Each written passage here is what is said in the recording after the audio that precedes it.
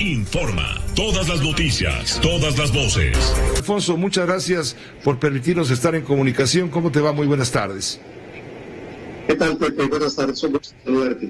Gracias, es un gusto saludarte. Pues tú tienes ahí justamente todo esto que estamos ahora informando, que tiene que ver con Emilio Lozoya, que tiene que ver con César Duarte, quien se resiste a toda costa a ser extraditado a nuestro país para ser enjuiciado por delitos del orden común y un delito grave, el delito electoral de orden federal.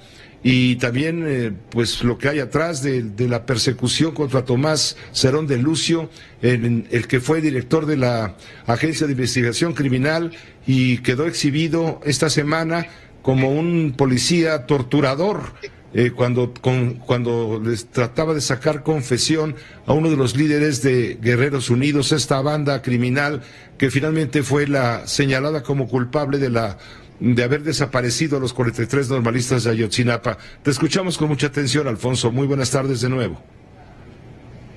Pepe, buenas tardes. Yo creo que si algo ha caracterizado al sistema político mexicano a lo largo de muchas décadas,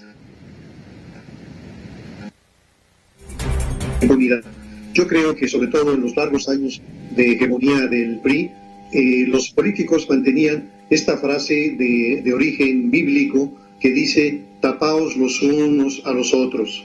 Y entonces lo que teníamos a lo largo del tiempo era que después de los excesos de un gobernante, de un presidente, un gobernador, un alcalde, etcétera, lo que venía era la protección.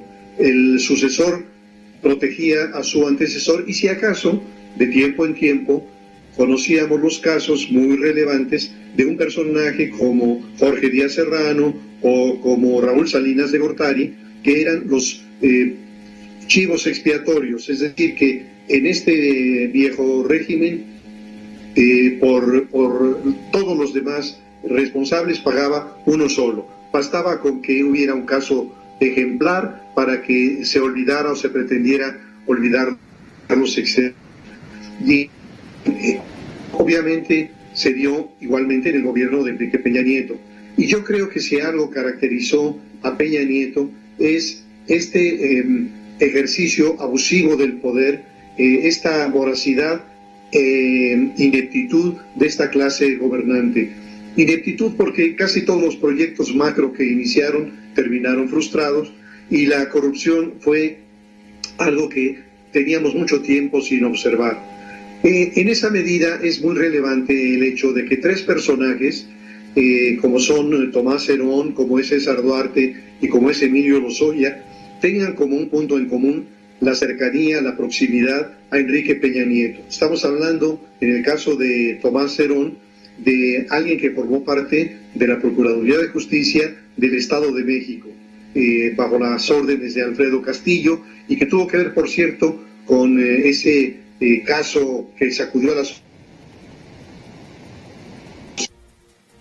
Bueno, hay pero problema. Después, sí. Como mencionas, tuvo que ver con la investigación de los 43 y este video que está circulando en estos días lo muestra como un hombre que dirige un ejercicio de tortura. Así que lo mismo Cerón que Duarte, por distintas razones, y por Lozoya, se vinculan al gobierno de Enrique Peña Nieto. Y esto también es relevante por lo siguiente, porque al empezar el gobierno de López Obrador, se empezó a rumorar sobre un posible pacto, sobre un posible arreglo entre López Obrador y Enrique Peña Nieto. ¿Qué es lo que daba pauta para este supuesto acuerdo? Que en las mañaneras el presidente de la República podía mencionar 100 y 100 veces a Felipe Calderón, podía mencionar algunas veces a Fox, podría mencionar algunas veces a Salinas de Gortari, pero Peña Nieto estaba prácticamente ausente. Y esto sustentaba la idea de Peña Nieto. Entonces, estas decisiones para traer a la justicia a estos tres personajes nos dirían por lo pronto que si ese acuerdo existió, hoy, como alguien ha dicho, los acuerdos políticos se escriben sobre la arena, es decir, que son verdaderamente superficiales y efímeros. Así que tenemos que estar muy pendientes de lo que ocurre, especialmente ahora en el caso de Lozoya, porque ha ofrecido comunicar mucha información y él es una pieza clave. Sabemos muy bien que la gran constructora brasileña Odebrecht fue realmente una organización del crimen organizado. Hay en este momento causas en diferentes países de América Latina que han incluso procesado y sentenciado a expresidentes de la República, como en el caso de Perú. Y a pesar de que los directivos de Odebrecht mencionaron como quien recibió alrededor de $8 millones cuando era un miembro del equipo de campaña de Peña Nieto, en México, en el gobierno anterior, se le había protegido. A pesar de que Raúl Cervantes, al terminar su gestión como procurador, dijo que tenía cerrado el expediente de Odebrecht, no pasó absolutamente nada. Así que hoy tendremos que estar muy atentos y es realmente muy serio lo que puede decir Emilio Lozoya, porque está formando parte del mero núcleo del poder. Y quizá no esté de más decir que Emilio Lozoya Austin es hijo de Emilio Lozoya Talman, que formó parte del famoso grupo de los Toficos, esos compañeros de Carlos Salinas de Gortari, de la Escuela Nacional de Economía, en donde estaba también José Francisco Ruiz Massieu, el propio Raúl Salinas, Emilio Lozoya, y que finalmente llegaron a la presidencia. Sí, les decían los toficos porque así que la gente decía, qué ricos, ¿no? Porque eran gente que venía de familias muy acomodadas políticamente hablando. ¿Cuáles van a ser los impactos políticos que va a tener todo esto? ¿Crees que el presidente López Obrador le está dando ya el tiro de gracia a la oposición moralmente derrotada, que ha perdido todos los privilegios, a la que hoy, por cierto, se dirigió a través de un comunicado para contestar un desplegado de los periódicos donde los intelectuales le están pidiendo al presidente de la República, le están pidiendo a los ciudadanos, pues, darle la espalda al presidente de la República para evitar que se cancelen los contrapesos del poder? Sin duda, Pepe, yo creo que nos estamos acercando a un momento crucial. Es decir, la manera en que ha avanzado la Cuarta Transformación con una serie de reformas constitucionales y reformas legales ha generado incertidumbre, de preocupación. Algunos han intentado mostrar su hartazgo, mostrar su miedo públicamente a través de estas expresiones de vehículos circulando en diferentes partes de la República. Pero me parece que lo verdaderamente crucial es lo que viene el año que entra, 2021, con la renovación de la totalidad de la Cámara de Diputados, que como sabemos tiene facultades exclusivas muy importantes. Aprobar el presupuesto, por un lado, y por el otro revisar la cuenta pública. De tal forma que esa es una batalla de una enorme importancia y está abriendo claramente los campos.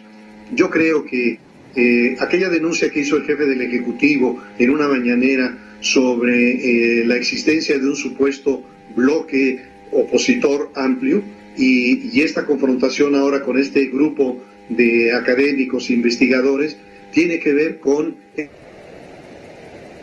este desarrollo, con la impresión que hay, no solamente de parte del presidente, sino en círculos de Morena, de que hay un decaimiento muy significativo del respaldo, de la preferencia hacia ese partido. Hay una encuesta relativamente reciente del Financiero que muestra que Morena ha caído 18 puntos en la aprobación. Eso quiere decir que no va a ser fácil mantener la ventaja en las próximas elecciones para renovar Cámara de Diputados, 15 gubernaturas, etcétera, y que de esa medida surgen estos llamados de grupos de la sociedad civil convocando a los partidos de oposición a establecer acuerdos, a postular candidatos comunes, a buscar candidatos de la sociedad y desde luego la reacción del jefe del Ejecutivo. Pero diría finalmente otra cosa, Pepe, que en mi opinión, detrás de lo que diga Lozoya o de lo que diga Duarte o de lo que diga Cerón, hacia Luis Videgaray y Enrique Peña Nieto. Pero yo no creo que esas cartas se vayan a jugar pronto. Más bien creo que serán ases bajo la manga que podrán mostrarse cercano a la elección del año próximo, si es que lo siente indispensable el presidente o Morena. Es decir, son cartas muy, muy significativas y muy importantes que podrían mover a los indecisos y a muchos sectores, pero que no las van a jugar en este momento, sino que las van a administrar para sacarlas en el momento en que sientan oportuno. Pues te agradezco mucho, Alfonso. Gracias por esta colaboración especial. Gracias por estar con nosotros en ese que también es tu espacio, sin duda. Hasta pronto. Al contrario, gracias por invitarme. Siempre eres invitado y de honor, además, en este espacio de noticias de Grupo Fórmula.